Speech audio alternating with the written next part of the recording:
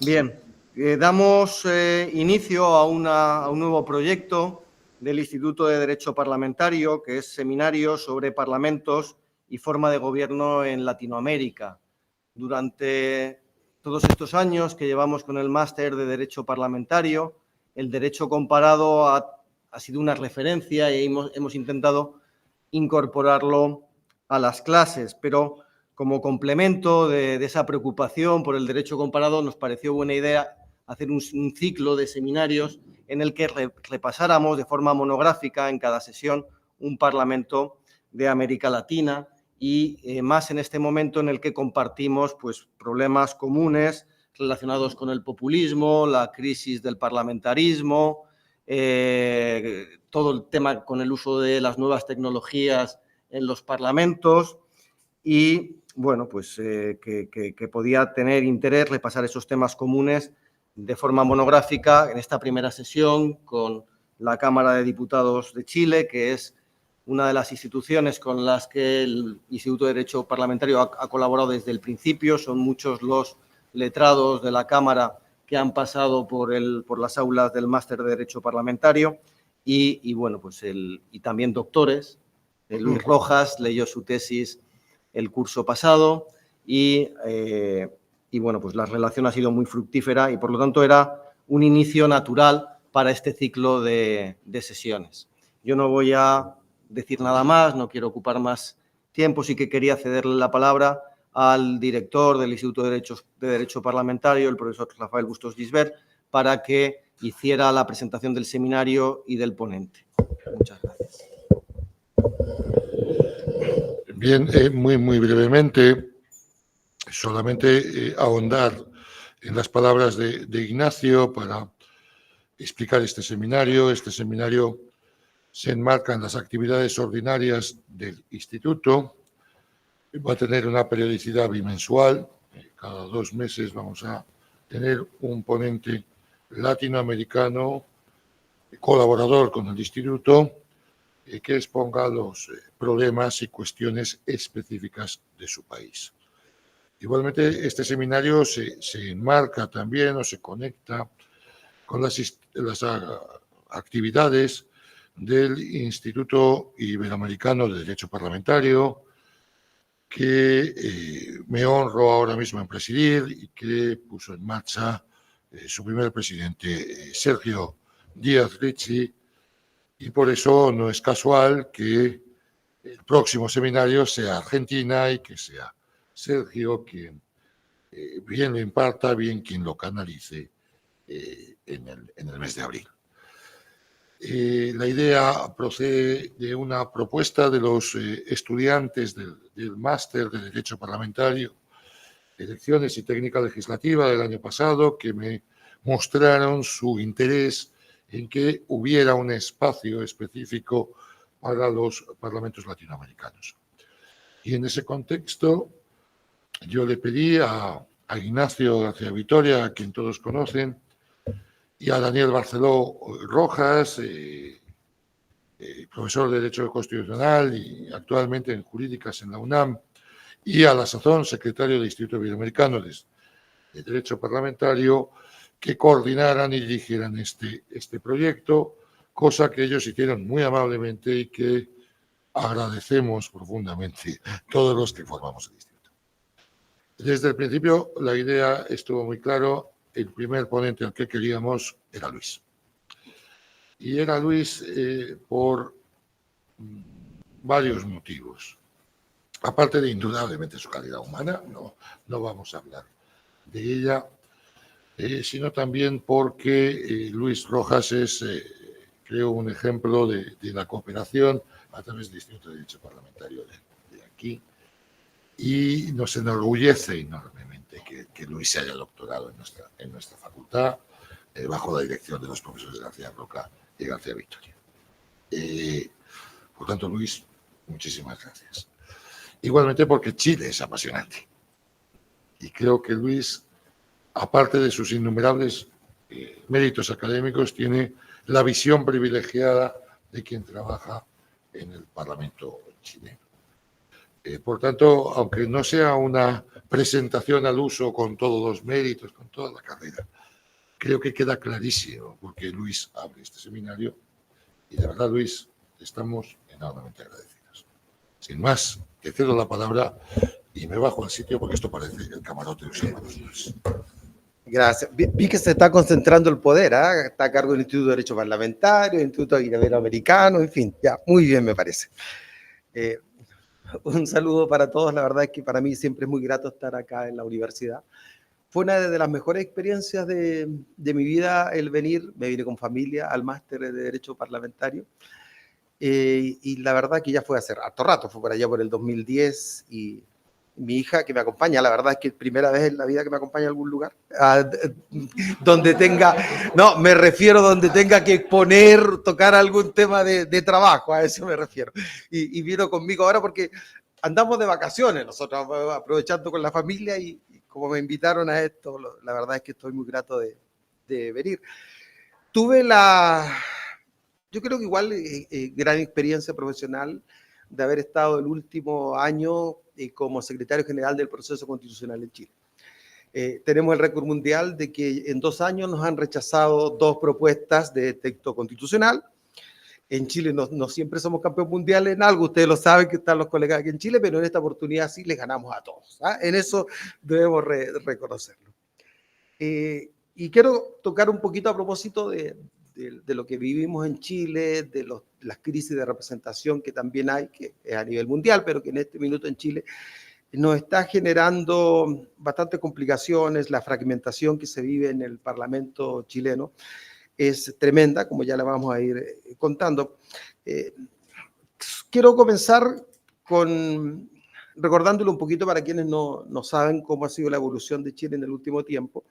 Ustedes saben que después del año 2019, donde se produjo el denominado estallido social, se firmó un documento llamado Por la Paz y la Nueva Constitución, donde los distintos partidos políticos creyeron que una fórmula de salir de la crisis que se estaba viviendo era cambiar la constitución que viene del gobierno de Pinochet, que siempre ha sido criticado por la legitimidad de origen, a pesar de que se trata de una constitución que probablemente sea la que la historia de Chile ha tenido más modificaciones, que no es la misma que claramente se originó en el gobierno o la dictadura de aquel tiempo. De hecho, ya el año 89, cuando perdió el plebiscito Pinochet, se efectuaron muchas modificaciones de acuerdo con los distintos sectores políticos que habían patrocinado el no, vale decir, el no a la continuidad de Pinochet en el poder. Pues bien, se acordó ese sistema de que iba a haber con varias variantes en relación a lo que había sido Chile habitualmente, con participación de los pueblos originarios, se le dieron 17 cupos, en fin, a los independientes se le dieron los mismos derechos para formar la lista que los partidos políticos. El hecho es que ganaron los independientes y los sectores de izquierda por mucha ventaja. Y la derecha no alcanzó ni siquiera 1/3 de la votación. Digo, ¿por qué 1/3? Porque las normas se aprobaban por 2/3. Entonces, alguien con el tercio o superior podía, entre comillas, bloquear la aprobación. Entonces, se produjo lo que pasa habitualmente cuando alguien tiene mucha mayoría, llegó su posición política a la normativa de esa nueva constitución que fue rechazada ampliamente por la ciudadanía. Por acá tengo el resultado en esa oportunidad. El rechazo fue del 61,89%. Y la aprobación de un 38,11%. Vale decir, una derrota absoluta con voto obligatorio. En Chile habíamos pasado del voto obligatorio al voto voluntario, pero cada vez que transcurría el tiempo iba votando menos gente. Se dieron cuenta de la necesidad de modificar el sistema y ahora está modificado nuevamente. Pero para esto, incluso en el momento que todavía no estaba modificado, se estableció para el plebiscito de salida de ese primer proceso constitucional que el voto iba a ser de carácter obligatorio.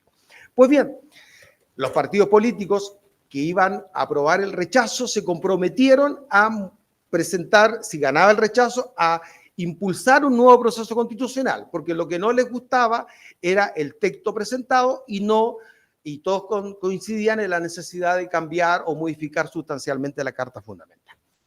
Todos los partidos políticos en representación parlamentaria casi todos, estuvieron de acuerdo, establecieron un nuevo procedimiento para modificar la Constitución política.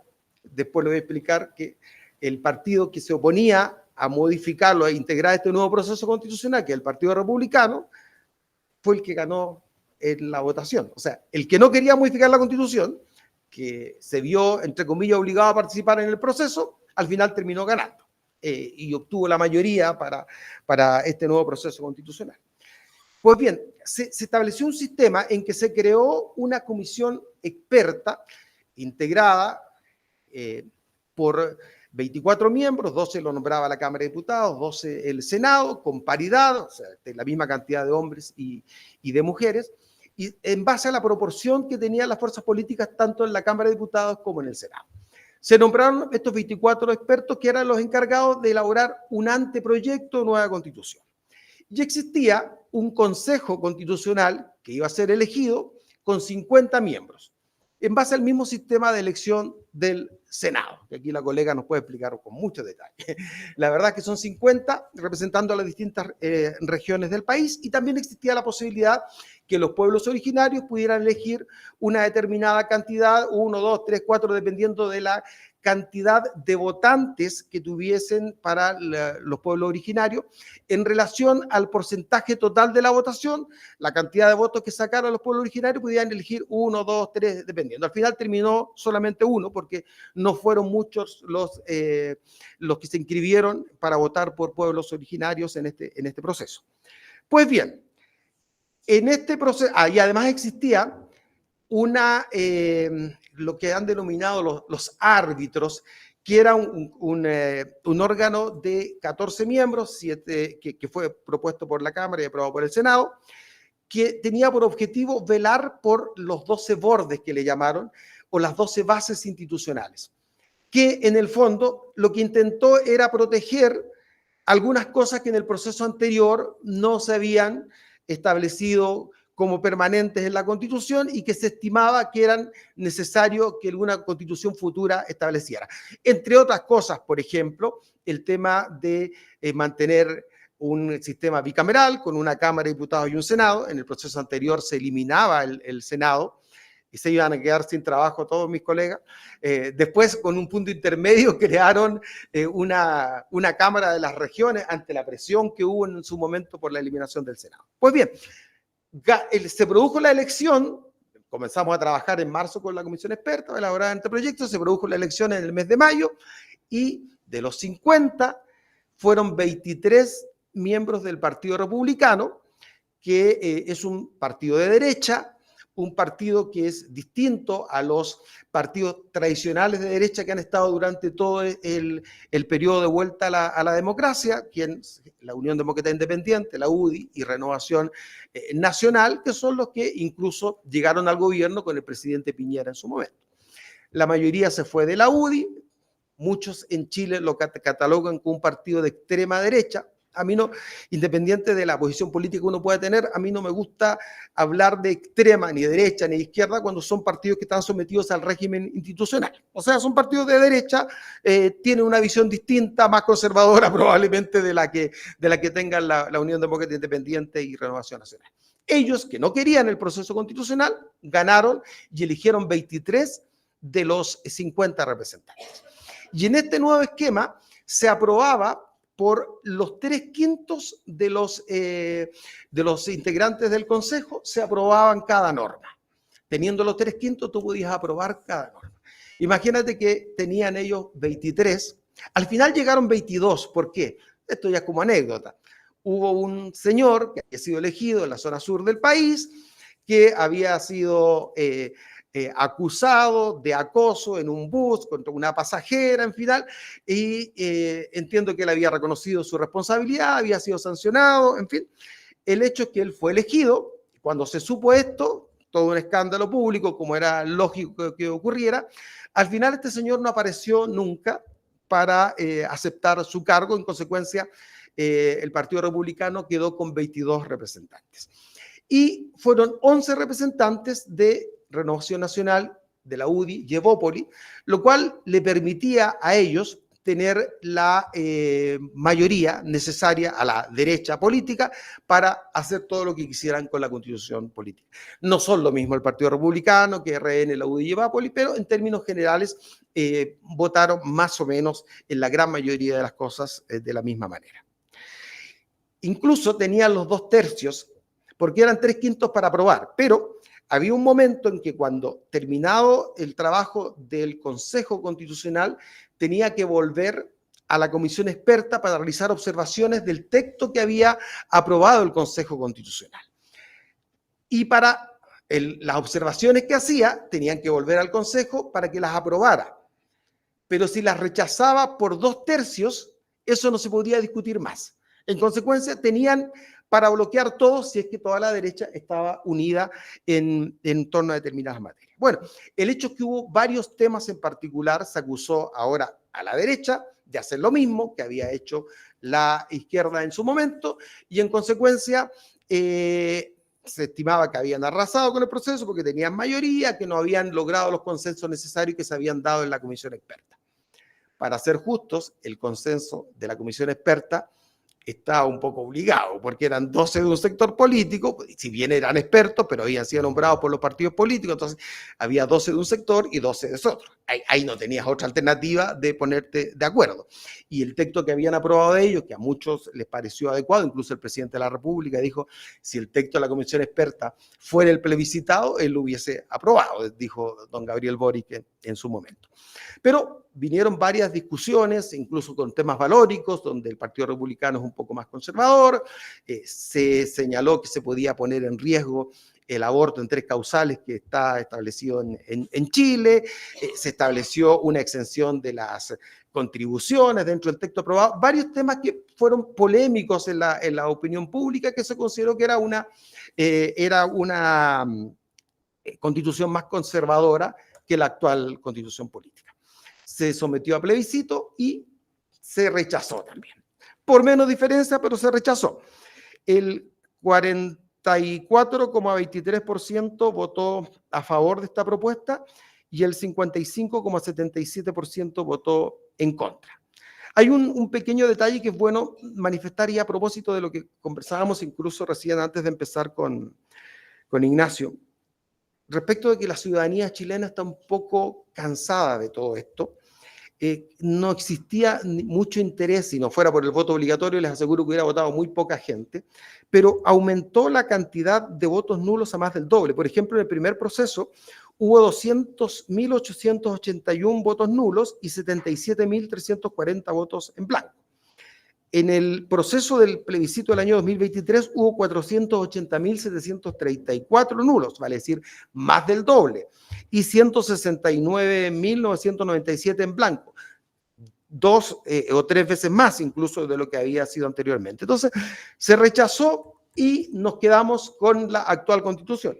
Uno de los temas que era anecdótico es que muchos de los que iniciaron este proceso, que señalaban que la Constitución del 80 era inviable, que había que modificarla, incluso el presidente en algún momento, el presidente actual, dijo que cualquier Constitución es mejor que la hecha por 4 generales.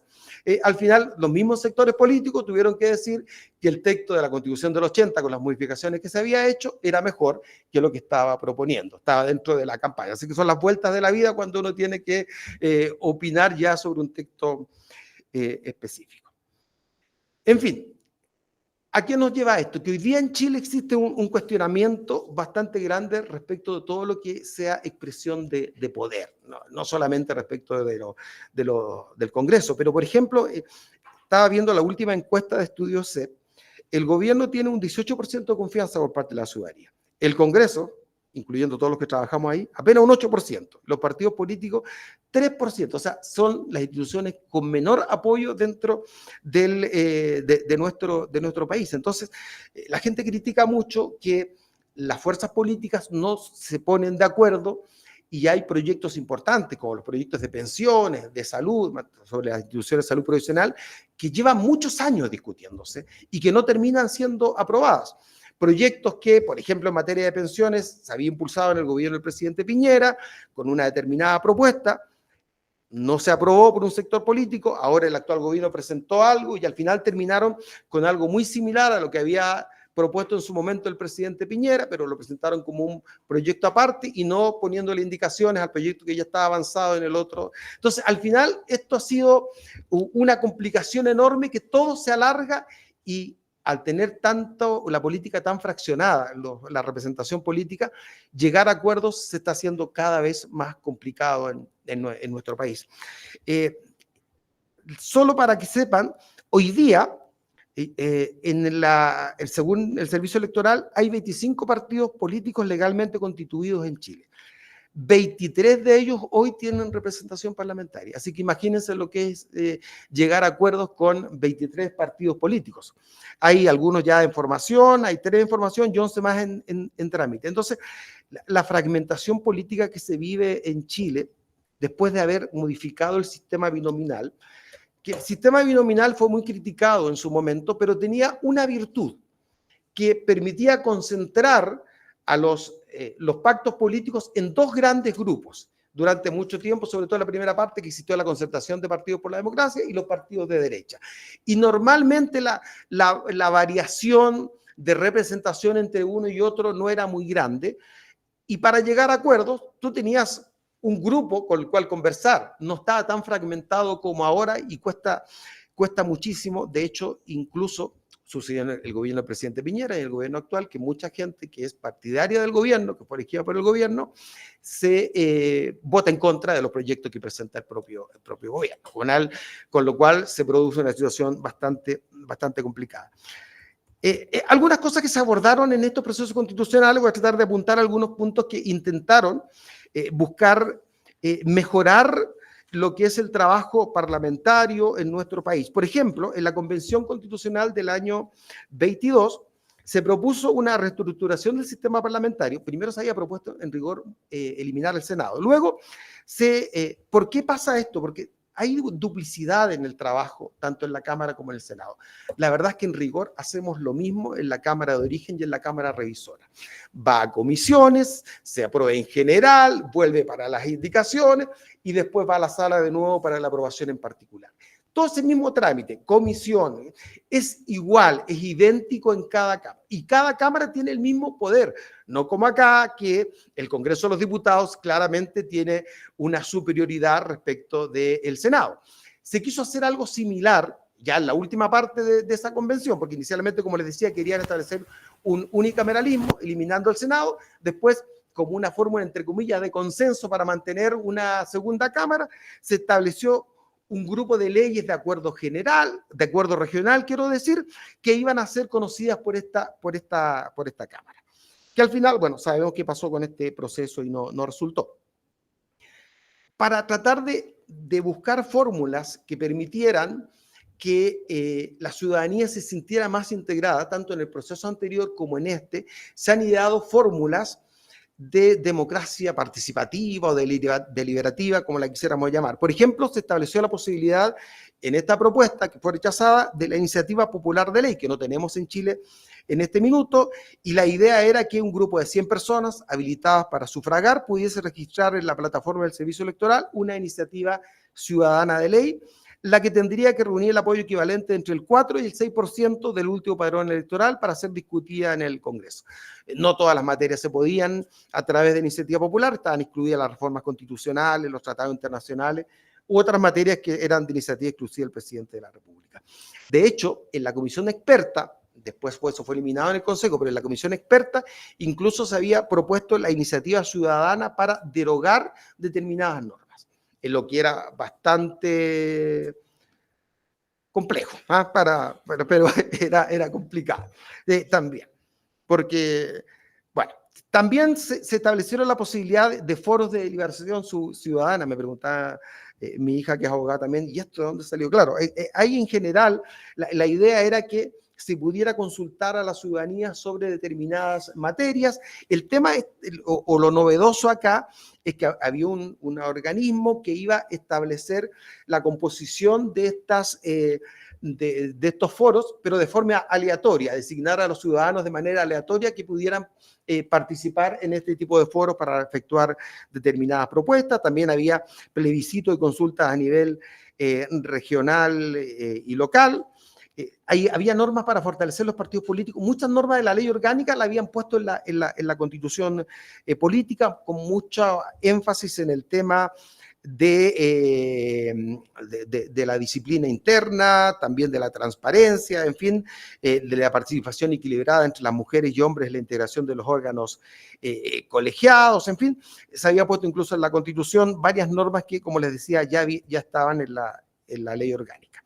Y en cuanto a la regulación del Congreso Nacional, quiero tocar un par de cositas que se iban dentro del proyecto y que son, yo diría, temas bastante sentidos desde hace bastante tiempo, como es el reconocimiento de los pueblos originarios, que no está en la Carta Fundamental, se establecía ahora, está dentro de las bases institucionales, que había que establecer el reconocimiento de los pueblos originarios, pero donde empezó esa norma pasó sin problema, además tenía que estar, pero en cuanto a darle la posibilidad de una representación especial, o sea, que se eligieran representantes de los pueblos originarios al margen de los demás electos por la ciudadanía que tuvieran cupos asegurados, ahí no hubo acuerdo y no se puso en la Constitución. Y es un tema que va a seguir en mucha discusión, porque los pueblos originarios, y sobre todo hay zonas del país en que incluso a través de la violencia se reclama mayor participación en el sector, los mapuches, como dice el profesor García Roca, por ejemplo. Y en el otro tema que hubo mucha discusión, el tema de la paridad de género, porque en los dos procesos constitucionales anteriores fue obligatorio la paridad de género. Ahora, ¿cómo se establecía esto? La mitad de hombres y la mitad de mujeres. Si el resultado de la votación popular era distinta, había la paridad de salida, lo que se mencionaba, que eso implicó en la práctica que gente con mucha votación quedara fuera y dentro gente con muy poca votación. Hay un ejemplo en la sexta región y en el mismo sector político, pero faltaba que fuera una mujer elegida, un candidato a consejero, no voy a dar nombre, pero sacó alrededor de 75.000 votos, por más o menos lo que recuerdo, pero tuvo que ceder su cupo a una compañera de lista que había obtenido alrededor de 3.000. Era como demasiado. Y en otro lado también se produjo, en esta última se vieron un poco más perjudicados los hombres en relación a las mujeres. En el proceso anterior habían sido más perjudicadas las mujeres en relación a los hombres. Entonces, se discutió mucho en la posibilidad de establecer para las próximas elecciones parlamentarias de manera permanente la paridad de género, la paridad de salida.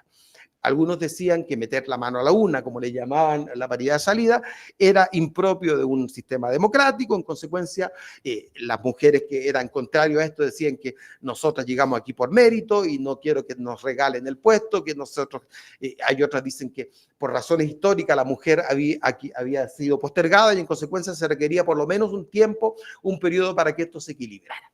Se llegó a un acuerdo que para las próximas 2 elecciones, era la propuesta, insisto que fue rechazada, que a las 2 elecciones parlamentarias, que cuando algún sexo superase el 60% de los electos, en cuyo caso la voz o los candidatos del sexo subrepresentado iban a ceder en favor de los candidatos del sexo subrepresentado hasta que sea lograda la proporción. Eso, al final, está en el aire, está en el ambiente, ya se aprobó para los procesos constitucionales y yo creo que es algo que se va a seguir discutiendo dentro del país. ¿Qué es lo mejor? Porque claro, una cosa es que tú pongas una obligación de candidatas y candidatos de ambos sexos al 50 y 50%. Otra cosa es que cuando no salen elegidos en esa proporción tengas que, entre comillas, cambiar los resultados absolutos de la elección para poder lograr esto. Son 2 temas.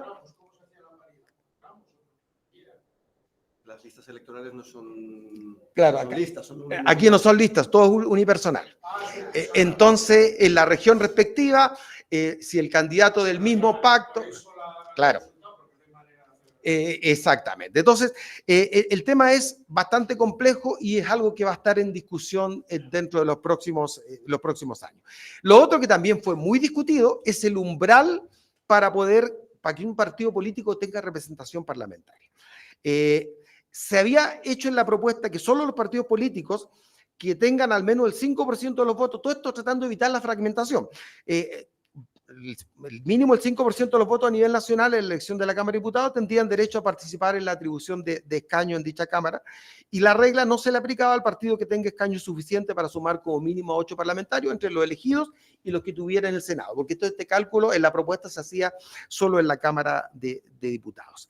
Y como esto estuvo muy discutido, se llegó a una norma transitoria que esto iba a ser de carácter progresivo. Pero era súper complicado porque había muchos partidos que hoy día tienen representación parlamentaria y que han bajado mucho en su votación, no cumplirían ese porcentaje y tendrían que desaparecer. Esto no es una regla extraña, esto existe en Alemania, en Nueva Zelanda, bueno, y aquí obviamente en España también. La Comisión de Venecia, cuando fue a Chile, a propósito se le hicieron varias consultas, ¿o no, Rafa Bustos? Se le hicieron muchas consultas respecto de el texto de la Constitución, y ellos manifestaron que desde el punto de vista de la inclusión, los umbrales legales, dijeron, elevados, especialmente a nivel nacional, pueden resultar problemáticos, y agregó que los efectos del umbral dependen no solo del porcentaje, sino también del nivel y la fase de aplicación. Además, en los sistemas proporcionales, dependiendo del tamaño de la circunscripción, pueden existir umbrales naturales superiores al umbral electoral. Como les decía, esta norma se propuso al final de manera gradual. Dos normas que fueron bastante discutidas y que están dentro de las propuestas que incluso quieren hacer los parlamentarios en la actualidad. Pasa lo del transfugismo, como ustedes saben, que un parlamentario es elegido por un determinado partido político y al poco tiempo se va a otro partido político o queda como independiente. Se ha discutido si pierde o no el escaño, qué hay que hacer al respecto. Acá en España, el Tribunal Constitucional claramente ha dicho que el cargo es del representante y en consecuencia, independiente que se vaya al partido político y que pueda perder los derechos del partido, todo lo que quiera, del grupo político, no pierde su escaño. ¿Qué se quiso hacer en Chile?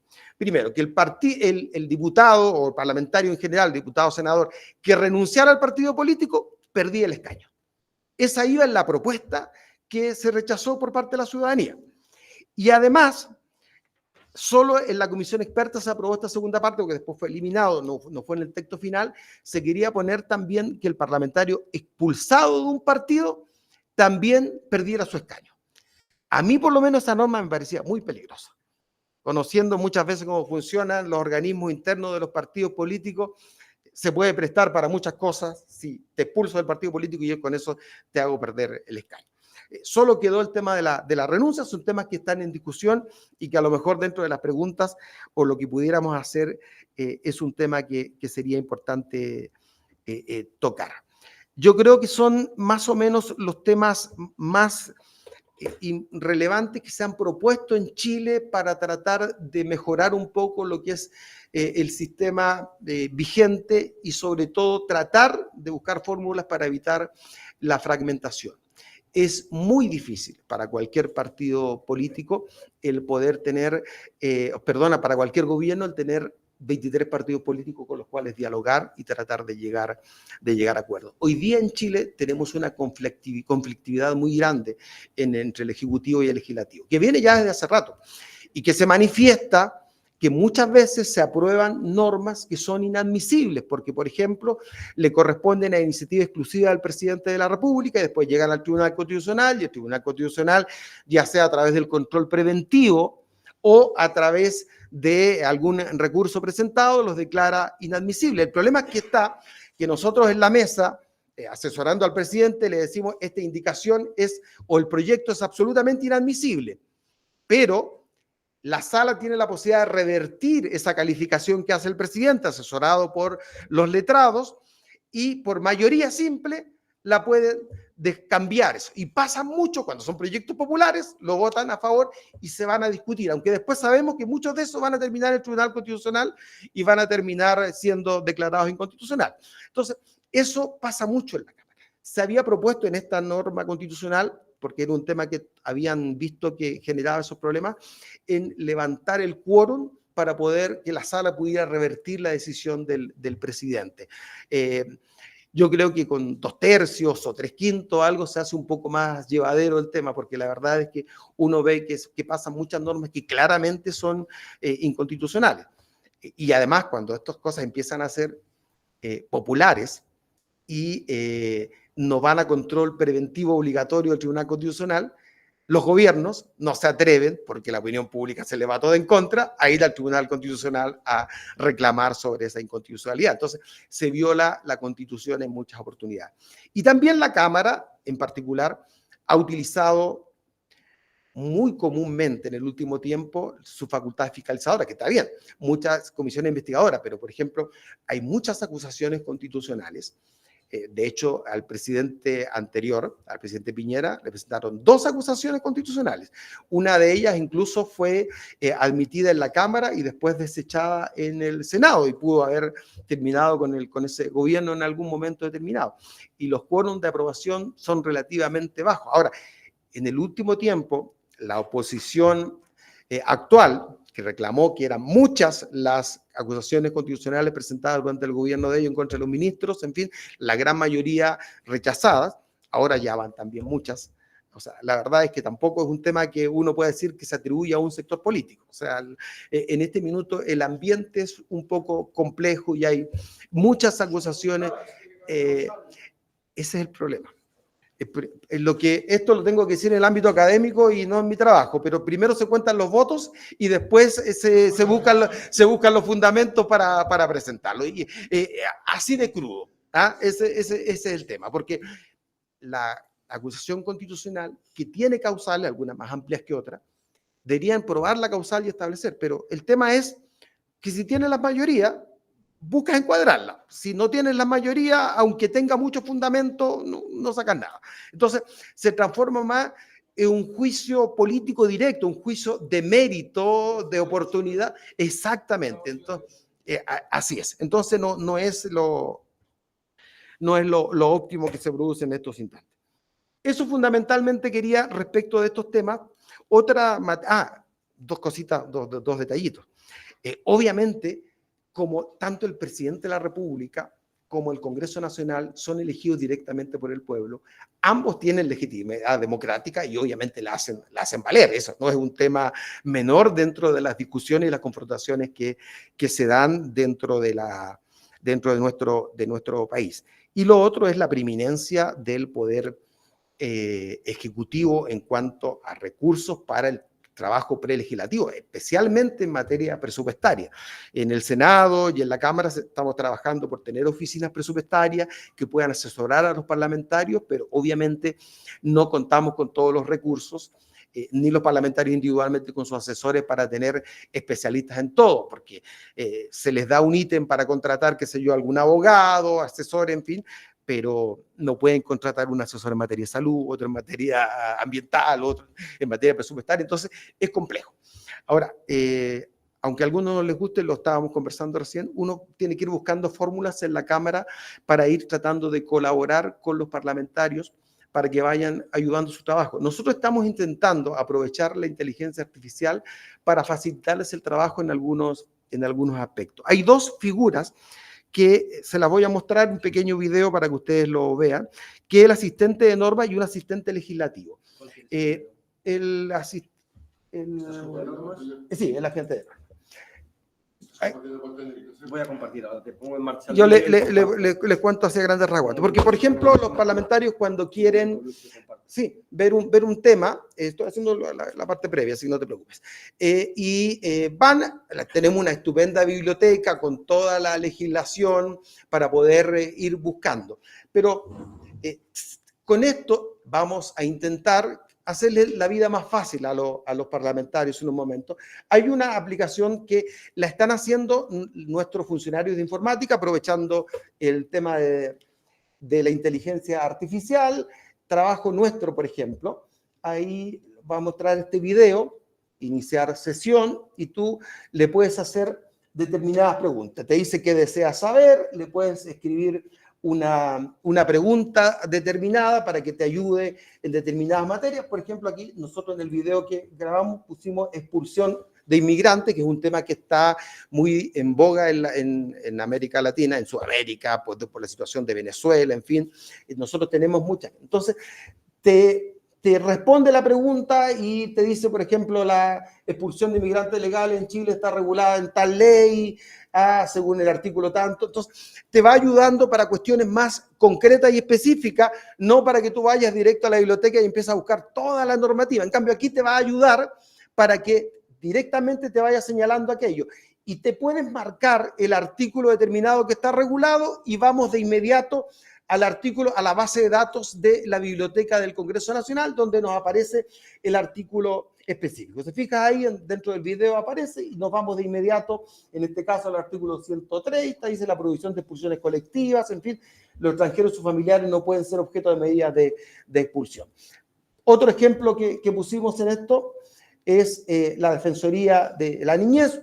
Solamente uno pone de los derechos de los niños y solamente uno pone el título para hacer la consulta, apretamos ahí consultar y se pone a pensar la inteligencia artificial y te empieza a contestar que la Defensoría de los Derechos de los Niños, entidad creada por la ley tanto, como corporación autónoma, etcétera, cuál es su principal propósito, en fin, te va respondiendo todo sobre esa base de la pregunta que se le hace y lo mismo que anteriormente tú vas de inmediato viendo la posibilidad de irte a la norma que te interese dentro de todas las que te mencionan. Son los funcionarios de la Cámara los que están incorporando toda esta información a nuestro software específico para empezar después a buscar. Estamos preparando, una vez que termine también otra fórmula para ayudar a los parlamentarios a hacer más fácil sus mociones, sus proyectos de ley. En Chile se llaman moción los proyectos de ley que son presentados por los parlamentarios y mensajes los que son presentados por los, ahora vamos a ir al otro, los presentados por el Ejecutivo se llaman mensajes. Entonces, con el afán de colaborar con ellos y que también nos va a servir a nosotros también, a los funcionarios, porque aquí les voy a mostrar de qué se trata. Se llama Camlex, que es un asistente legislativo, donde ven ustedes, sí, perfecto. Ahí vamos a compartir pantalla en esto. Tienes para el proyecto de ley, moción parlamentaria, puedes anotar los antecedentes, los fundamentos, en fin, todo lo que quieras respecto del proyecto de ley. ¿No corre el video? Sí, ahí sí. Ahí sí. Entonces, por ejemplo, vas escribiendo los fundamentos, los cuales pueden ser editados, antecedentes, fundamento, objetivo, proyecto de ley, artículo, en fin. Ahí vas a la edición, pues contenido de los antecedentes se pueden ir editando por parte del parlamentario o sus asesores en la medida que van elaborando el proyecto de ley. Tiene entonces los antecedentes, el contenido, el título, los fundamentos para que lo puedas ir analizando y te quede el proyecto de ley absolutamente listo. Vamos a ir ahora al proyecto de ley propiamente tal. Ahí, por ejemplo, vamos a poner un artículo único para un proyecto de ley que queremos elaborar. Luego vamos al artículo, en este caso, como hacer de artículo único. Por ejemplo, prohíbas el consumo de alcohol a personas menores de 21 años. Lo grabamos y después vamos al asistente de inteligencia artificial y que nos empieza a generar la respuesta y nos va a mostrar todas las normas que se verían afectadas por esta propuesta de ley. Entonces ahí, por ejemplo, dice la ley 19.925, establece que no se puede conceder utilización para la venta de bebidas alcohólicas a menores de 18 años, lo cual se relaciona con la moción al referirse a la regulación de la venta de alcohol a menores.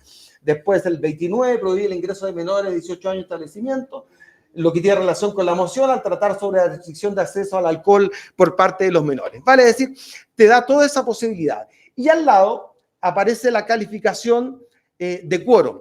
Y ahí vamos a incorporar los fallos del Tribunal Constitucional, todas las decisiones que se han adoptado para tener la claridad también respecto de esta materia. El Tribunal Constitucional ha determinado, qué sé yo, es de quórum calificado o es de quórum de lo que eran las leyes orgánicas que bajaron los quórum, pero antes era 4/7, ahora es mayoría, pero siguen existiendo. Entonces, te dice la calificación y facilita también el trabajo del letrado al momento de tener que calificar, porque la calificación que hace el letrado es lo que nos permite después en la sala nosotros determinar cómo se vota. También tiene la misma fórmula de poder ir directo a la normativa apretando nomás el artículo y uno va de inmediato a ver de la base de datos de la biblioteca cada una de las normas.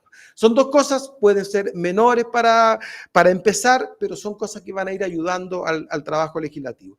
En ese aspecto, debo reconocer que en la Cámara de Diputados, teniendo poca gente trabajando en estas materias, de hecho se probó mucho durante la pandemia, se ha hecho un trabajo realmente estupendo. O sea, en la Cámara ya está todo digitalizado, todo se hace a través tú tienes una oficina de partes virtual, los parlamentarios llegan y ponen la cara, quedan presentes, o sea, todo se ha ido avanzando en esas materias para evitar el uso del papel y otras fórmulas que nos facilitan el trabajo, que tú puedes presentar, si estás en tu casa el día domingo, puedes presentar el proyecto, lo vas metiendo a la oficina de partes virtual, no necesitas llevarlo en papel a la oficina de partes nuestra, en fin, todas esas cosas se han ido avanzando en esta materia en nuestro país.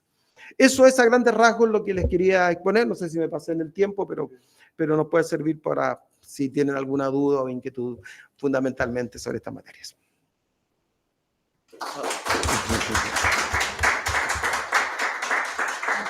Abrimos un turno de preguntas. Ha pedido primero la palabra Piedad García Escudero. No sé si te están oyendo los que están desde casa, si no yo repetiré la pregunta. ¿Vale?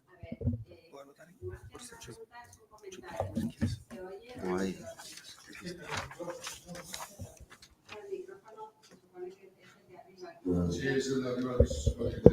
oye algo o no? No, desde casa no se oye lo que hablan en la sala. A ver, si aquí se oye algo. Bueno, en realidad son comentarios. A ver, por no ponerme de espaldas.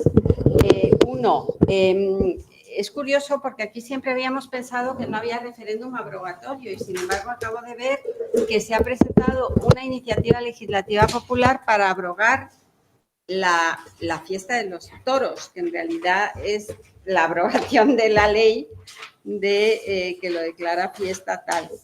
Después está el tema de la paridad. Siempre nos ha parecido muy complicado el tema de la paridad de salida, como lo has llamado, porque efectivamente es que es desvirtuar la voluntad del votante, ¿no?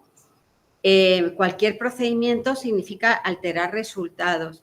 Sin embargo, es cierto que aquí solo con la paridad de entrada, a lo largo de los años ha ido subiendo y entramos de 5, o sea, ni siquiera es cremallera, ¿no? 1-1. Y se ha llegado pues casi al 40%, o sea que en realidad, o al 40 y algo, pues que surte efecto, porque sobre todo es una como mentalidad la que va cambiando. Y luego el tema de la expulsión de los diputados, o sea, el transfugismo, sí, expulsión o renuncia. Aquí en realidad las primeras sentencias del Tribunal Constitucional fueron por expulsión, por decirlo de alguna manera. Y Rubio Llorente venía a decir que si hubiera sido por renuncia, quizá el resultado habría sido otro, aunque luego ya la jurisprudencia no distingue y se da por supuesto que el escaño es del representante, como decían las sentencias de los años 80, y no del partido. Entonces, en los momentos actuales, lo digo porque acabamos de tener un caso en Baleares particularmente significativo en el que han expulsado y además encima su reglamento parlamentario dice que pierden los cargos, no sé si dice cuando abandonan el partido o cuando dejan de pertenecer al grupo parlamentario y afecta nada menos que al presidente del Parlamento, ¿no? Que es uno de los expulsados por los que van contra la línea oficialista, por decirlo de alguna manera. Entonces, eso hay que darle una vuelta, porque yo creo que el debate no está acabado, aunque parezca que sí, pero eran solo unos comentarios, porque además he intervenido la primera porque me voy a tener que ir enseguida, o sea que pido perdón.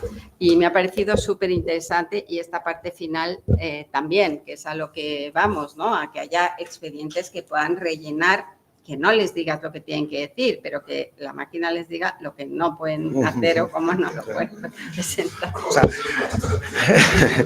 para técnica legislativa, que es la que usted trabaja, también sirve mucho también para ir mejorando varios aspectos.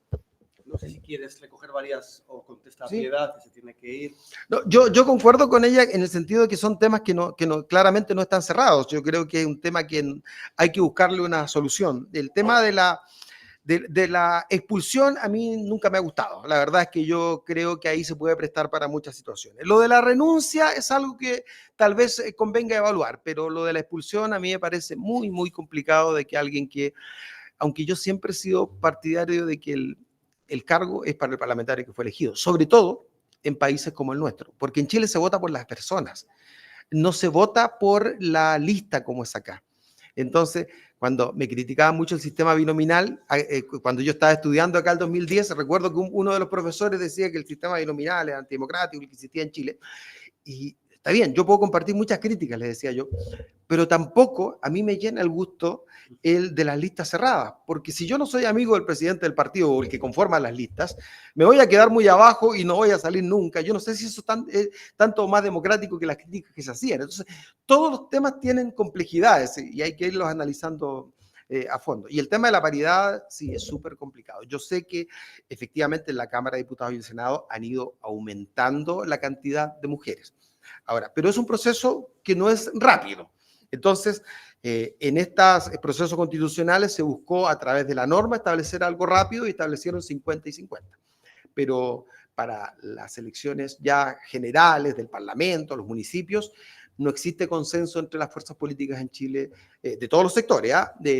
No es solo un sector político el que no le gusta la salida, la equiparidad de género, sobre todo de salida. ¿Sí? Yo creo que en las listas, en las candidaturas, yo creo que no hay problema, la mayoría está de acuerdo en que pueda ir el mismo porcentaje. El tema que la crítica que se hacía es que ponían a mujeres que no tenían ninguna posibilidad de salir o que no le aportaban tampoco económicamente para la campaña, entonces era una forma de burlar la ley también claramente. ¿Qué otra pregunta? Y personal del Senado. Así es. No, solamente quería subrayar algunas cosas que tú ya dijiste. Primero, en cuanto a la aprobación a veces de iniciativas o de enmiendas que son de iniciativa exclusiva del presidente de la República, pero que son presentadas por los parlamentarios, quería agregar que no solo el Ejecutivo no lleva estos temas al Tribunal Constitucional, porque a veces estas iniciativas son populares. Solo quiero recordar que, bueno, los chilenos me pueden corregir si estoy mal, pero si no me equivoco, desde 2010 ningún presidente de la República ha tenido mayoría parlamentaria en ambas cámaras. Entonces, no solo se trata de iniciativas populares, sino que el Ejecutivo tiene que pensar muchas veces antes de entrar en un conflicto con el Parlamento, si en realidad se ha invadido su iniciativa exclusiva, pero ese proyecto en particular no le va a generar tantos problemas. Frecuentemente se están aprobando algunos proyectos que generan un pequeño gasto adicional, pero bueno, ahí el Ejecutivo tiene que ponderar que me llevo bien con este Parlamento porque lo voy a necesitar o voy a la pelea. Y lo segundo, que creo que también lo acabas de decir, ¿no? Todas estas reformas respecto del sistema político y el sistema electoral tienen que tomar en cuenta esta doble dimensión del voto en Chile. Tiene una dimensión personal, porque el elector al momento de enfrentarse a la papeleta tiene una única preferencia, no importa la cantidad de parlamentarios que se elijan en el distrito o circunscripción, dependiendo de si son diputados o senadores, yo elijo a mi candidato. Y entonces cada elector está muy consciente de quién es su propio candidato y qué porcentaje de votos tuvo cada candidato en cada territorio. Entonces, por eso molestan tanto a los electores chilenos cuando, en el caso, por ejemplo, la paridad de salida, bueno, voy y meto la mano a la urna, porque el caso al que tú hacías referencia, bueno, si no lo dijiste, yo tampoco voy a decir qué candidato era de RN, si no me equivoco, Pero también se produjo algo similar del Partido Socialista en la tercera región. Sí. Y otro más de derecha, hubo Claro. 3, bien.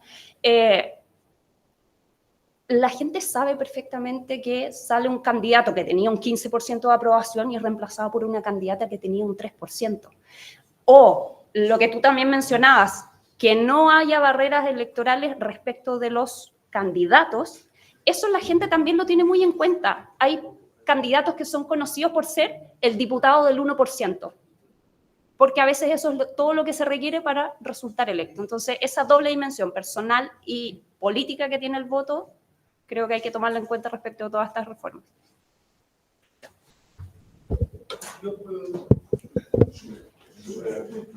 Me está gustando a mí el sistema este. Al confesionario. Quiero hablar al caballo. Que dé la cara. Yo quiero compartir una experiencia que me puso en manifiesto que las posiciones en el debate constituyente están muy maximizadas, muy radicalizadas en un lado y en otro. Parecía España, ¿no?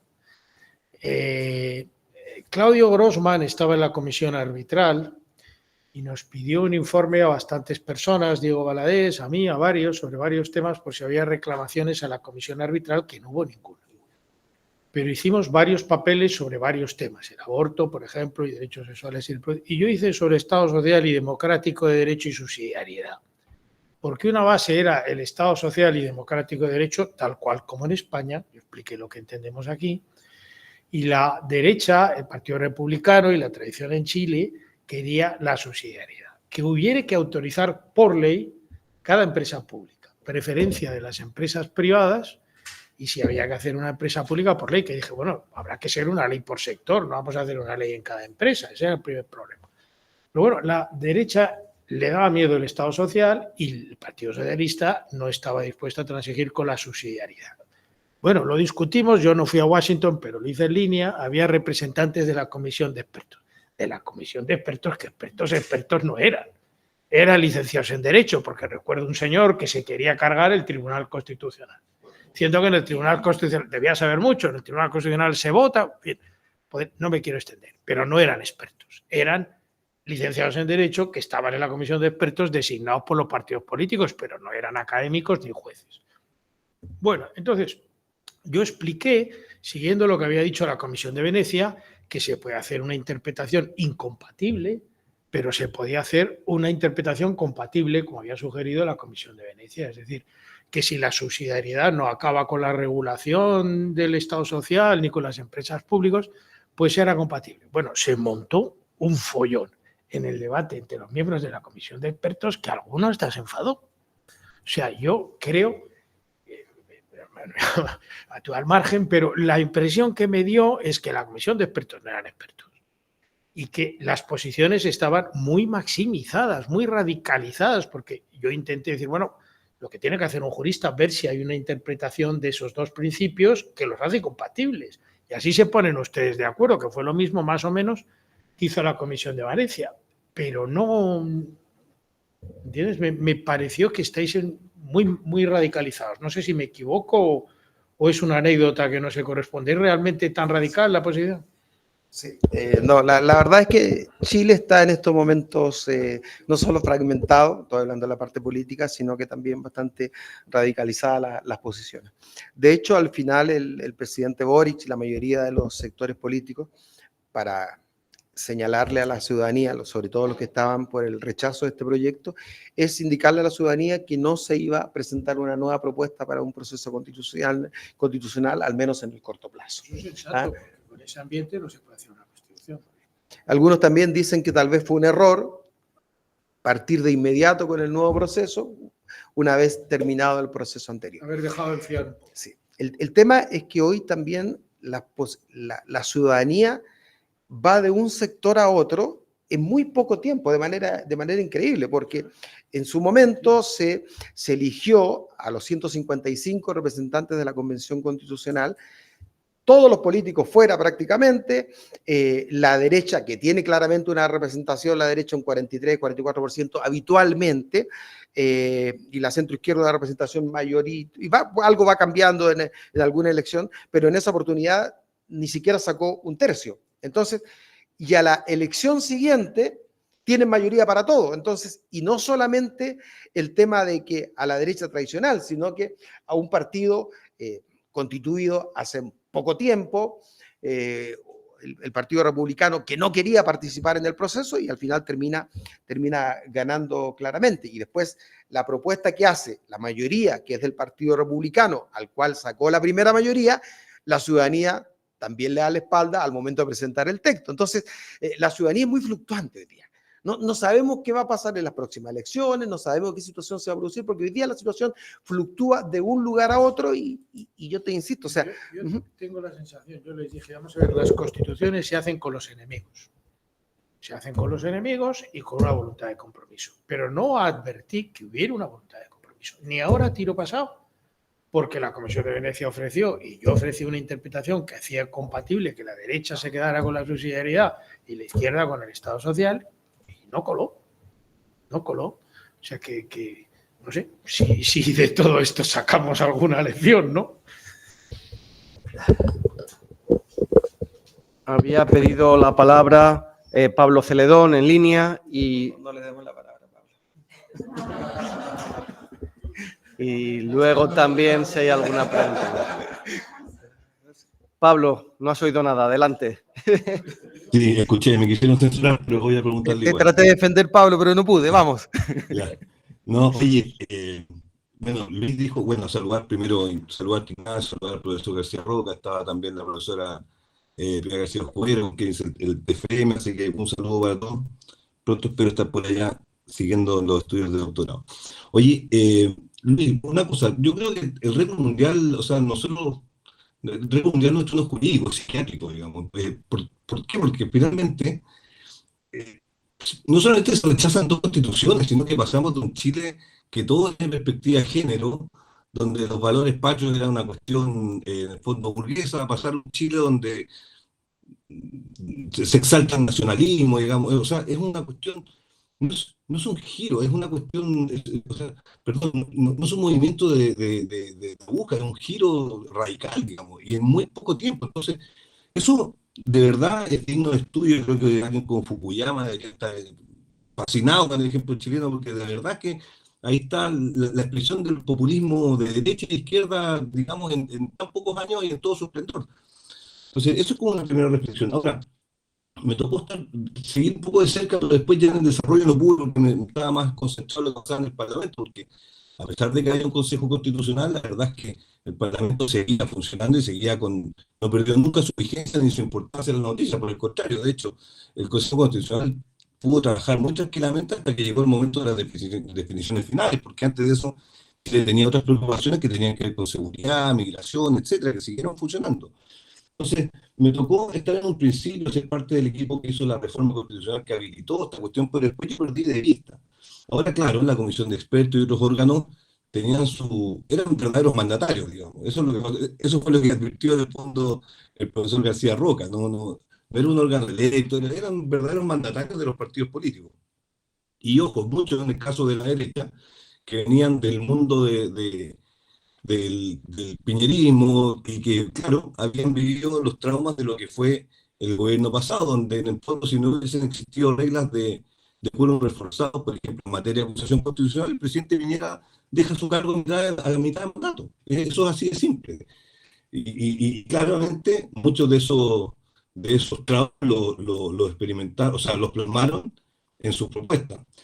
¿Por qué te digo esto? Por ejemplo, a propósito del tema del transfugismo, de perder el escaño. Yo creo que se lo advertí muchas veces a la comisión de expertos, que me parecía una barbaridad lo que estaban planteando. Me parece que es una norma que está al borde de la convención americana, incluso el pacto. Entonces, claro, después lo matizaron, pero sigo creyendo, y acaba un poco la pregunta, Luis, porque siento que en la Cámara, si advertimos el problema, no tenemos un diagnóstico, no tenemos una propuesta, y eso me preocupa. Creo que lo he hablado contigo, con Miguel, que es secretario también de la Cámara, porque no puede ser que tengamos una solución constitucional tan drástica. Tenemos que avanzar en algún paso intermedio. Y un paso intermedio, creo yo, puede ser que el reglamento parlamentario tenga algunas reglas que en el fondo sancione el transfugismo político. Yo, para los que no me conocen, yo soy coordinador de bancada, que en el fondo es como un puesto no electo, sino que un puesto administrativo, y estoy a cargo de un grupo parlamentario, por decirlo de alguna manera. Y en el grupo parlamentario, partido electo con 25 diputados, ya van 21, en realidad se fueron 5 y llegó 1, pero eso o sea, te grafica cuál es mi preocupación también práctica, porque eso significa incluso reformular equipos, recursos, un montón de cosas que van más allá y que no se entienden, pero que tienen incidencia definitivamente incluso en la calidad de la legislación. Entonces, Yo no sé si te ha ocurrido, Luis, algo o tenías alguna posición en relación a qué es lo que podríamos hacer a nivel de reglamentos parlamentarios. El profesor García Roca también, que ha escrito harto de esto, pudiese ayudar claro, en crear fórmulas intermedias, no llegar a una cuestión tan drástica, pero sí, obviamente, ya llega un momento en que tenemos que hacernos cargo del transfugismo y la pregunta es cómo. Gracias. Gracias, Pablo. Sí, tiene tanta razón respecto a los problemas que se producen a nivel de las bancadas respectivas, porque cuando tienen, como dijo Pablo, 25 diputados, por ejemplo, los recursos que se le entregan a la bancada van en proporción a lo que la cantidad de parlamentarios que hay. En consecuencia, si se van 3, 4, 5, eso incluso puede afectar a los trabajadores de la bancada, porque al bajarle los recursos, no tienen los mismos recursos como para pagar a los asesores en un momento determinado. Son derivadas de esta situación política que es el caso del transfugismo. Ahora, en el reglamento existen situaciones que de alguna manera sancionan o perjudican al parlamentario que se va de un sector político a otro, porque, por ejemplo, y queda como independiente, cuando, y está sucediendo mucho, que los acuerdos de los comités parlamentarios son de determinar, por ejemplo, 2 horas de discusión repartidos proporcionalmente entre los distintos partidos políticos. Cuando es eso así, el parlamentario independiente que no tiene un grupo político no puede hablar. En la Cámara de Diputados queda sin la posibilidad de hablar. Eso ya es un tema que es relevante. Ahora lo que a mí no me gusta es el tema de que aquel parlamentario que fue elegido independiente de que por una u otra razón, porque pueden haber razones muy fundadas también para irse de un sector político en un momento determinado. Puede que uno esté integrando un determinado sector político por convicción en ciertas materias que si el partido uno estima que se está apartando de esa materia, también sea legítimo que yo me pueda apartar de ahí. Ahora, entonces, quitarme el mandato que me lo ha otorgado la ciudadanía y que en Chile es, y como comentábamos recién con la colega, la gente vota por la persona, vota por Ignacio García Vitoria para diputado. Lo insta a él, lo apoyan a él y en consecuencia no necesariamente va detrás del partido político. Puede tener ley, pero hay varios dentro del partido político que podía haber elegido en un momento determinado, pero lo prefiere a él. Entonces, eso es muy complejo para poder quitarle el cargo. Yo creo que, claro, como les decía, ese ejemplo que se da a propósito de los independientes puede darse también respecto de otras materias, pero creo que privarlo del cargo o privarle de toda participación en comisiones sería demasiado grave, porque en el fondo, si tú le quitas la participación en comisiones, en alguna tiene que estar, porque si no sería un cargo meramente decorativo. Entonces, no es un tema que yo te pueda decir está resuelto de una determinada manera o yo lo resolvería de determinada manera, porque hay muchas variedades, muchas externalidades que pueden resultar negativas. Pero sí, como principio al menos, a mí me parece que no es aconsejable que se pierda el cargo por el hecho de dejar de militar en un determinado grupo político. Hay que considerar que después vienen las próximas elecciones y la gente también decidirá si él lo representó adecuadamente o no. Pues parte de lo que estudiamos con calma en el máster de Derecho Parlamentario, llevamos 20 años y hay mucha experiencia. Es decir, que el abandono o la renuncia es indiferente. Es un debate que hace 20 años que está cerrado en España y hay mucha jurisprudencia. Y hay informes de la Comisión de Venecia, o sea, lo que se haga, da igual el abandono que la renuncia. Intentó cambiarse, el tribunal, o sea, eso está cerrado. Y en un país en que hay libertad de mandato y me dices que una personalización de la representación, todas esas razones se ven fortalecidas.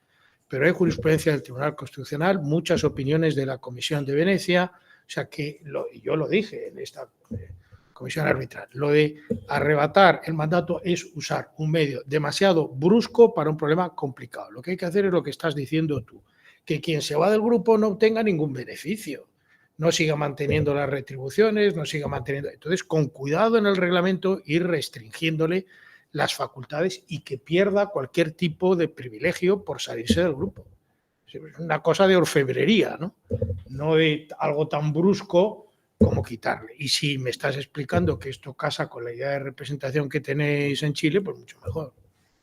Una pregunta, Luis, porque nosotros, claro, no entendemos vuestro sistema electoral y aquí perdemos ¿me estás diciendo que varios candidatos de un mismo partido concurren a las elecciones en una circunscripción, de forma que en una circunscripción puede haber 3 candidatos del mismo partido y en ese caso el partido político realiza alguna selección interna o cómo da el aval a un candidato, si aparece el logo en la papeleta, si hay candidatos oficiales del partido, a gente que le dicen no te presentes porque ya se presenta este otro candidato que tiene más probabilidades en nuestras encuestas? ¿Cómo funciona? A ver, se ha establecido un sistema de primarias en Chile para poder determinando candidatos. Ahora, de hecho hay elecciones primarias, pero no todos los partidos la utilizan. En muchas ocasiones son los acuerdos políticos los que van a determinar quiénes van, porque como acá se trabaja fundamentalmente a través de pactos, ¿ah? No van los partidos políticos solos. Fue raro que, por ejemplo, en la última elección para el Consejo Constitucional, el Partido Republicano fue solo. En cambio, los partidos de derecha tradicional, Renovación Nacional, la UDI y Evópolis, que sacaron 11, el Partido Republicano sacó 23, ellos iban agrupados en un determinado. Entonces, ahí van determinando quiénes en un momento determinado les puede parecer el que vaya a obtener más votos. Y si son dos de un mismo sector, yo te doy la posibilidad que en otra circunscripción o en otro distrito tú puedas presentar algo más. Entonces, los que no hacen primarias lo determinan a través de los acuerdos políticos normalmente. ¿Ah? Y bueno, se pueden presentar varios candidatos y a través del sistema DONT, que lo estudié bien acá, creo haberme lo aprendido bien, no, van determinando también quiénes son elegidos en un momento determinado. Antes era más sencillo, entre comillas, cortaba un poco la participación, era el sistema binominal porque elegías a 2 por distrito. Ahora varía dependiendo del tamaño del distrito respectivo. ¿Cuál es el tamaño? Más o menos. Es que, a ver, es que claro, no, uno puede elegir a 8, otro puede elegir a 3, en fin.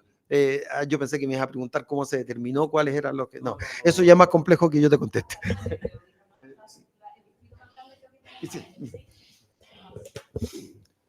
Rafa. Como la llamamos canal seco. Y además vengo como reo. Y bueno, yo según te oía, a mí me iba preocupando varias cosas. Entonces, no sé si son preguntas que vayamos a contestar o comentarios. La primera es, cuando yo estudié las formas de gobierno, estudiar, no escribir, no...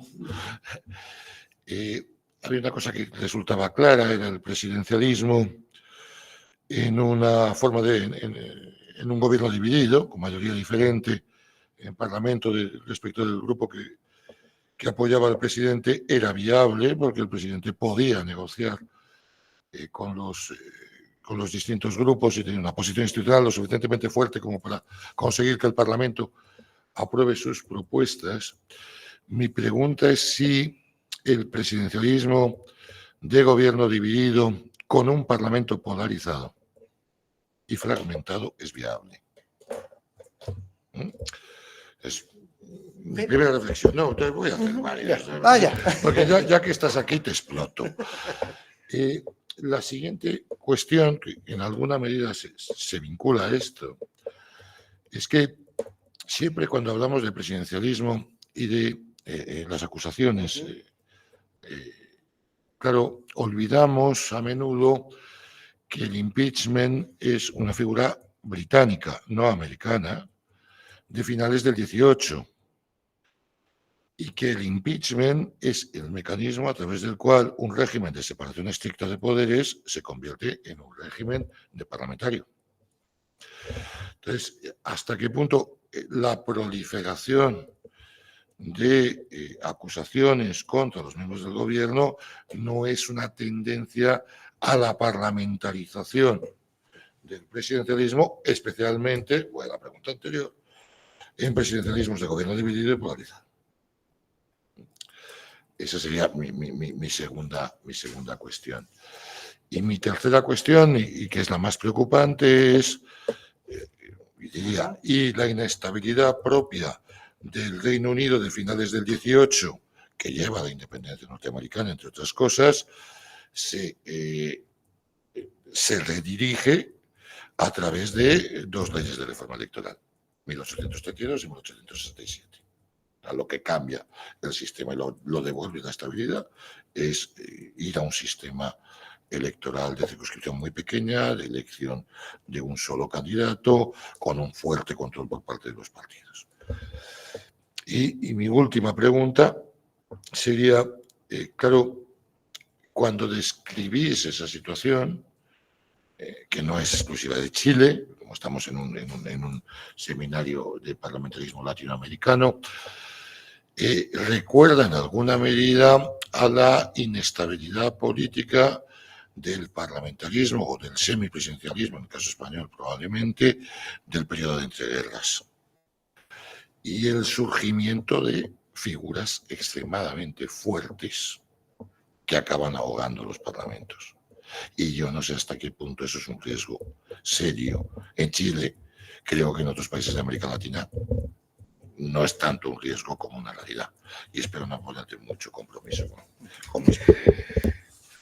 Sí, yo siempre digo, en estos actos académicos uno puede decir más cosas, pero igual siendo funcionario del Congreso Nacional uno no puede opinar de política contingente. A ver, si es viable o no los gobiernos con parlamentos fraccionados, los gobiernos presidenciales, es muy complejo. Lo han sufrido todos los últimos gobiernos. Uno puede decir que al comienzo, cuando estaba el gobierno de Patricio Aylwin, de Eduardo Frei, y hasta una parte importante de Ricardo Lagos probablemente, existía mayores posibilidades de gobernar porque no estaba tan fraccionado.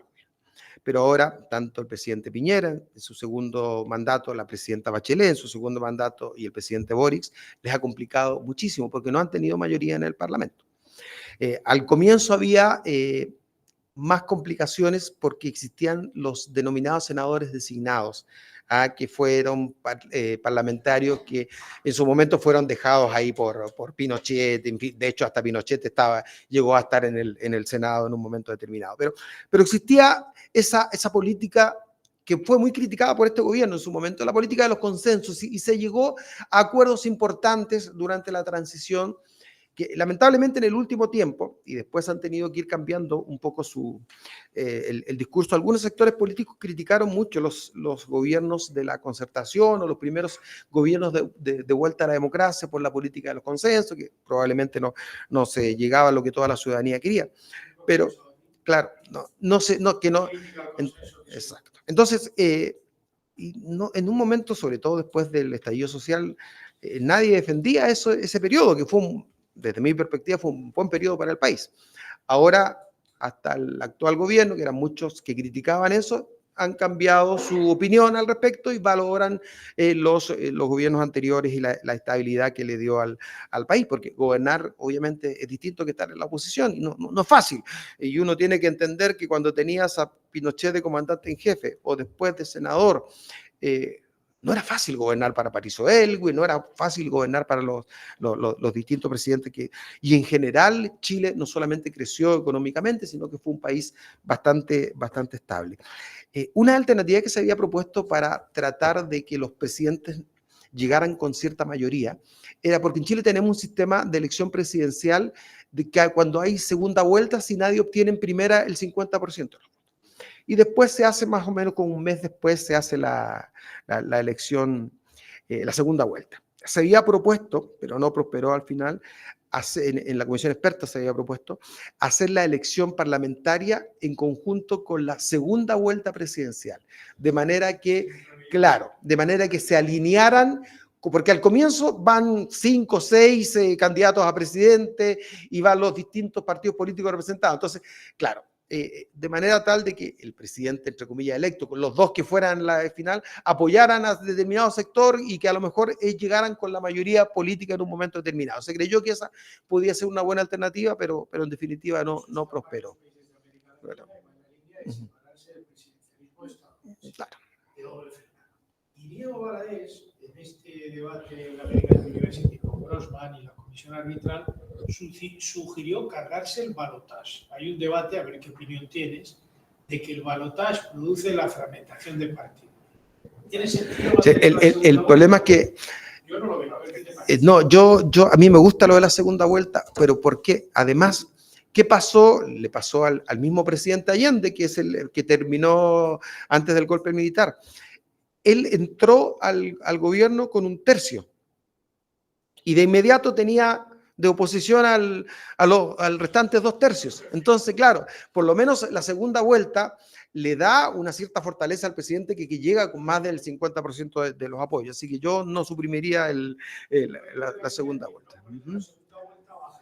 Claro. Claro, ahora, yo creo que con los umbrales, buscando otras fórmulas, claro, yo creo que eso sería mejor para evitar el fraccionamiento. Esto de la segunda vuelta, hacerla en paralelo con la elección parlamentaria, también es un tema que podría probablemente disminuir ese fraccionamiento. Ahora, respecto a las acusaciones constitucionales, en nuestro país hemos tenido nosotros constituciones presidenciales, pero que después, como la del año 33, han terminado siendo más parlamentarias que en la práctica, en el hecho, y durante los últimos años, el Parlamento se ha dicho, incluso por varios autores, que estamos llegando a una especie de parlamentarismo, de hecho, en muchos aspectos, porque los parlamentarios se han impuesto al presidente de la República en varias situaciones, a pesar de que las atribuciones que por la Constitución tiene el presidente de la República son muy superiores, pero cuando no tienes el apoyo del Parlamento, al final, depende del Parlamento que toque, puede en un momento determinado sobrepasar la figura del presidente, sobre todo en situaciones de crisis, como ocurrió con la pandemia, o como ocurrió con el estallido social en nuestro país. Es un tema que se puede producir, ¿verdad? Y por eso a mí no me gusta cuando dicen esto de que la acusación constitucional en Chile va mutando, lo han dicho algunos autores, yo defendía una posición distinta, de hecho en la tesis toqué esa parte también, porque una cosa es que vaya mutando, cambiando algunas situaciones por el transcurso del tiempo, pero cuando yo veo que la acusación constitucional, teniendo causales específicas, claras, tratado, el hecho de que tú la apruebes sin que exista su fundamento es simplemente estar violando la Constitución. O sea, eso no puede ser una evolución, eso es una violación de la Carta Fundamental, porque si no, dejen simplemente un juicio político, un juicio de oportunidad o de mérito, pero si ponemos causales, este es un juicio constitucional, no es un juicio político propiamente tal. Claro.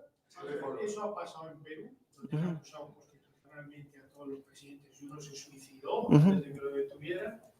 Ha pasado en Brasil con Dilma Rousseff y lo veo inevitable. Lo veo inevitable en que se transforme en una moción de censura, porque no es un juicio jurídico. ¿Quién controla las causales del Parlamento? Nadie.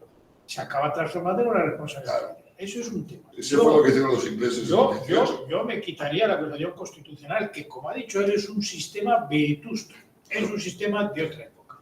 Y luego otro problema añadido. El Tribunal Europeo de Derechos Humanos está aplicando la presunción de inocencia a las comisiones de investigación.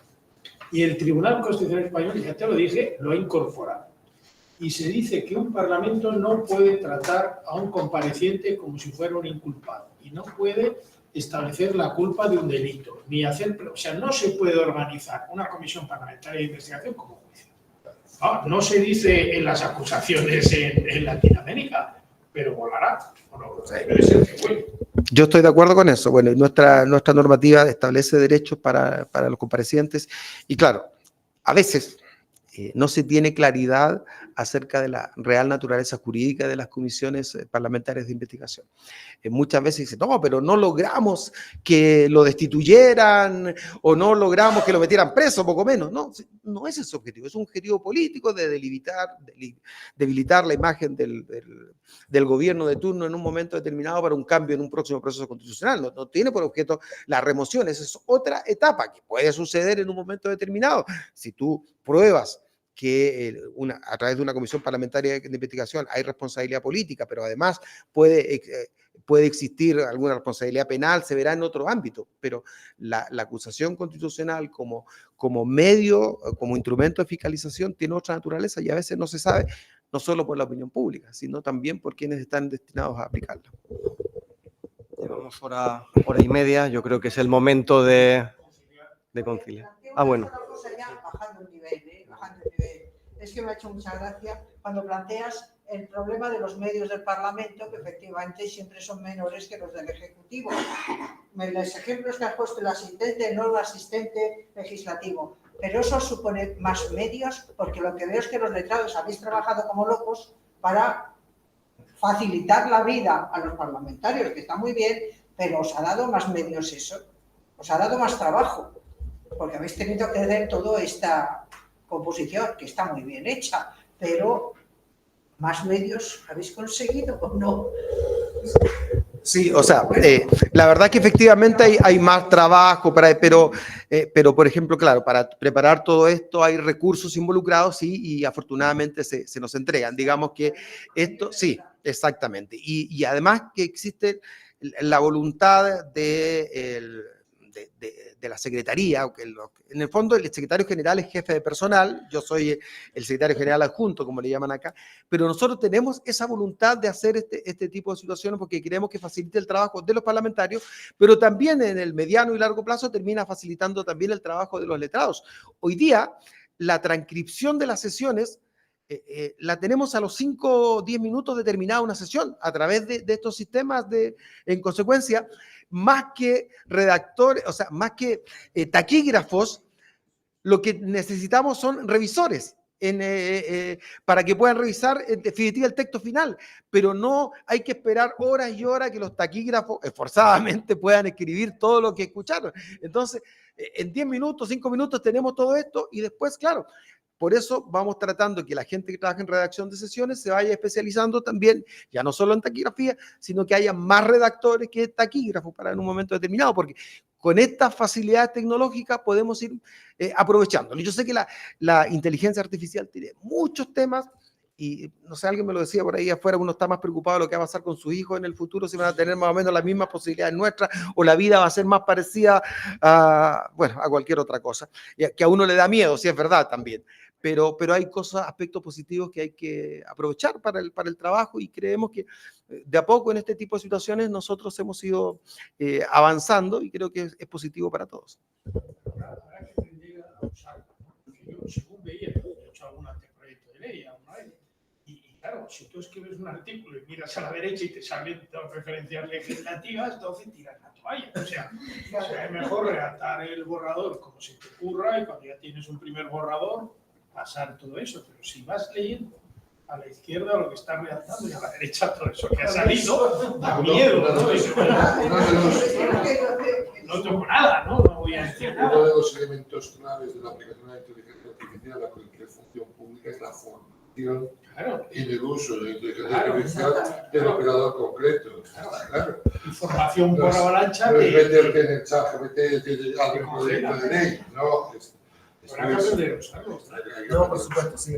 La idea es precisamente darle herramientas para que ellos sepan que hay materias que están reguladas en un determinado sentido y que él está presentando una moción que tal vez existe una regulación en una ley de 40 años atrás y no lo tenía claro, en fin, hay una serie de cosas que al final uno le puede ir ayudando, eso de, porque claro, como decía Javier, uno tiene ya elaborado el proyecto de ley más o menos y esto le sirve para que uno vaya viendo cuáles son las leyes afectadas, si es necesario modificar otra ley, porque a veces yo hago modificación de una ley específica, pero esa ley se remite a varias, entonces al final, durante el proceso, uno tiene que ir descubriendo cuáles son cada ley que además hay que modificar. Si yo presento el proyecto, lo presento más completo y veo y voy modificando al presentarlo las normas en el sentido que yo estoy proponiendo.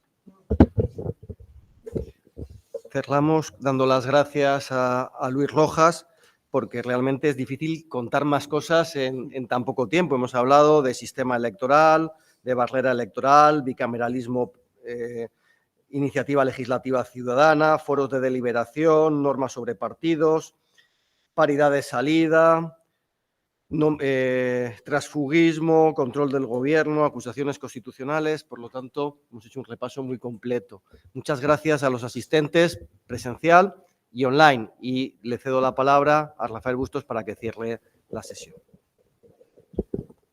Simplemente para agradecer a Luis su magnífica intervención y combinaros a que dentro de 2 meses aproximadamente vengamos y nos conectemos en línea para el conocimiento de qué está pasando en Argentina, que también será apasionante, estoy seguro que dentro de 2 meses más que ahora incluso. Y bueno, pues animaros a participar en las actividades del Instituto Iberoamericano, expresar el apoyo y las disculpas de Beth, de Elizabeth Rocha, que no podía conectarse, de Daniel Barceló igualmente, que hubieran deseado asistir, pero que no ha podido ser. De hecho, Luis, muchísimas gracias. Gracias.